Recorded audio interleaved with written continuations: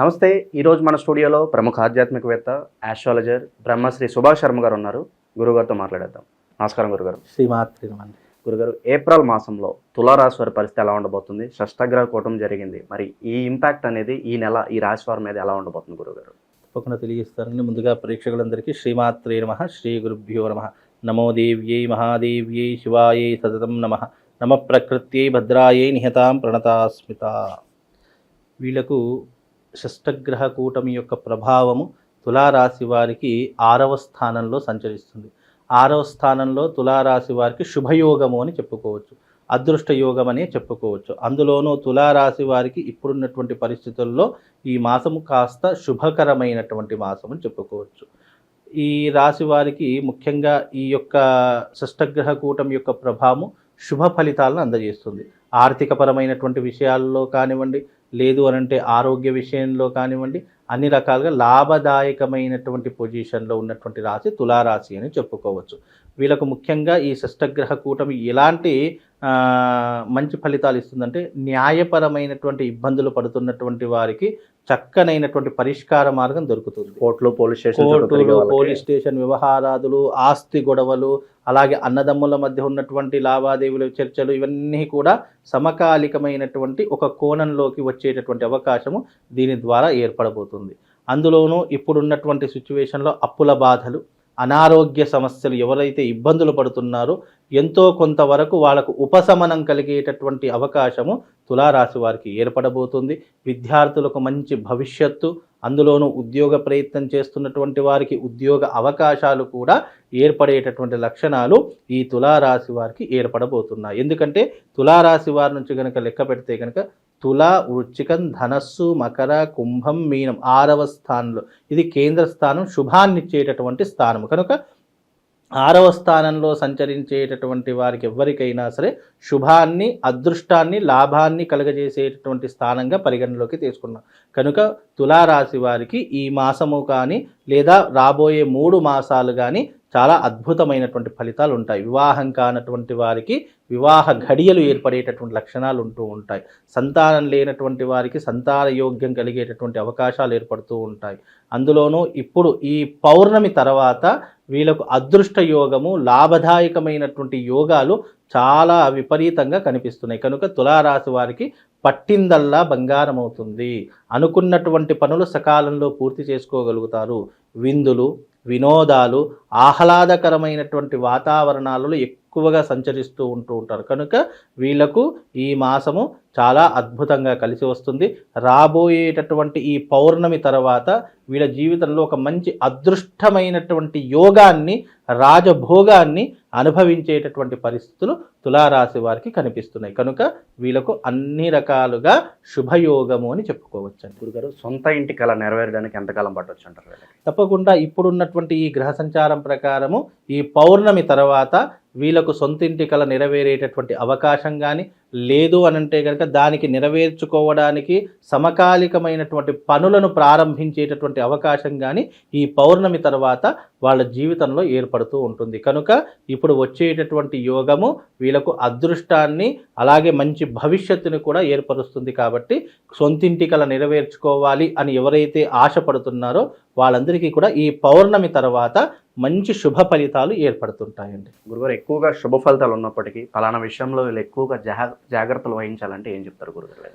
వీళ్లకు జాగ్రత్తలు అనంటే గనక అనవసరమైనటువంటి విషయాల్లో కలగజేసుకోకూడదు. ఎదుటి వారి యొక్క విషయాలు తెలుసుకోవాలని ఆతృత పడకూడదు. అందులోనూ వీళ్ళు చేసేటటువంటి వృత్తి వ్యాపారాదులలో చాలా జాగ్రత్తగా ఉండేటటువంటి ప్రయత్నాలు చేసుకోవాలి. ఇకపోతే గనక వీళ్లకు ముఖ్యంగా కోపము, ఆవేశము ఇలాంటివి తగ్గించుకునేటటువంటి ప్రయత్నాలు చేయాలి. తొందరపడి డబ్బులు ఖర్చు చేయడం కానివ్వండి, అనవసరమైనటువంటి వ్యర్థమైనటువంటి విషయాలకు డబ్బులు ఖర్చు పెట్టుకోవడము, ఇలాంటివి కొన్ని మానేసేటటువంటి ప్రయత్నం చేస్తే వీళ్ళు జీవితంలో అభ్యున్నతికి కోరుకుంటూ ఉంటారు. అలాగే వీళ్ళు జీవితంలో మొట్టమొదటిగా చేయవలసింది ఏంటి అంటే దైవానుగ్రహాన్ని పొందడము, దైవాన్ని నమ్ముకోవడము, దైవ ప్రార్థన చేసుకోవడము, అలాగే వీలుంటే గనక దేవాలయాలకు వెళ్ళి అక్కడ దాన ధర్మాది క్రతువులు ఆచరించడము. అయితే ముఖ్యంగా ఈ యొక్క తులారాశి వారు రాబోయేటటువంటి పౌర్ణమి ఉంటుంది కదండి, ఈ పౌర్ణమి రోజున వీలైతే మీ దగ్గరలో ఉన్నటువంటి ఆలయానికి వెళ్ళి అన్నదానం లాంటి క్రతువుల్లో మీరు పాల్గొనండి, లేదా మీకు తోచినటువంటి విధంగా అన్నదానానికి సహాయ సహకారాలు అందించండి. ఇప్పుడు వచ్చేటటువంటి పౌర్ణమి చాలా అద్భుతమైనటువంటి యోగకారకమైనటువంటి పౌర్ణమి. ఈ పౌర్ణమి రోజున అన్నదానం చేస్తే తులారాశి వారికి అద్భుతంగా కలిసి వచ్చేటటువంటి యోగము వీళ్ళకి ఆల్రెడీ పాజిటివ్ ఉంది. కాకపోతే ఇంకా ఏదైనా ఆటంకాలున్నా, ఏదైనా ఇబ్బందులున్నా అవన్నీ కూడా తొలగిపోవడానికి ఈ తులారాశి వారు తప్పకుండా ఈ పౌర్ణమి రోజు అన్నదానం చేసేటటువంటి ప్రయత్నం చేసుకోండి. వీలైతే ఈ యొక్క తులారాశి వారు శివారాధన చేసుకునేటటువంటి ప్రయత్నం చేసుకుంటే అన్ని రకాలుగా కలిసి వస్తుంది. గురుగారు, అవకాశాలు గుర్తింపు పరంగా ఎలా ఉండబోతుంది? లైక్ కొత్త అవకాశాలు రావాలి, నాకంటూ కొంత పేరు ప్రఖ్యాతులు రావాలనుకుంటూ ఉంటారు, వాళ్ళకి ఎలా ఉండబోతుంది? ఇప్పుడు ఉన్నటువంటి తులారాశి వారికి పేరు ప్రఖ్యాతలు అనేటటువంటి తప్పకుండా వచ్చేటటువంటి అవకాశం ఏర్పడుతూ ఉంటుంది. సినిమా సెలబ్రిటీస్కు కానివ్వండి, రాష్ట్ర రాజకీయ నాయకులకు కానివ్వండి, లేదా ఎవరైతే వృత్తిపరంగా వ్యాపారపరంగా సెలబ్రిటీ స్టేటస్ అనుభవిస్తున్నారో వాళ్ళందరికీ కూడా ఇంకా మరింతగా గుర్తింపు వచ్చేటటువంటి అవకాశం ఉంటుంది.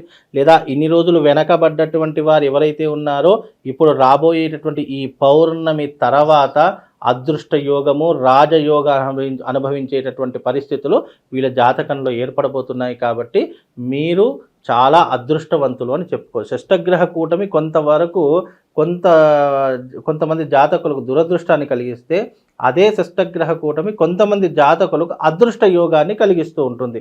ఆ అదృష్టవంతుల యోగంలో ఉన్నటువంటి వారు ఈ తులారాశి వారు ఒకరని చెప్పుకోవచ్చు. కనుక సినిమా రంగంలో, రాజకీయ రంగంలో సెలబ్రిటీ స్టేట్ అనుభవిస్తున్నటువంటి వారు ఎవరైతే ఉన్నారో వాళ్లకు ఈ పౌర్ణమి తర్వాత మంచి మంచి అవకాశాలు ఏర్పడుతూ ఉంటాయి.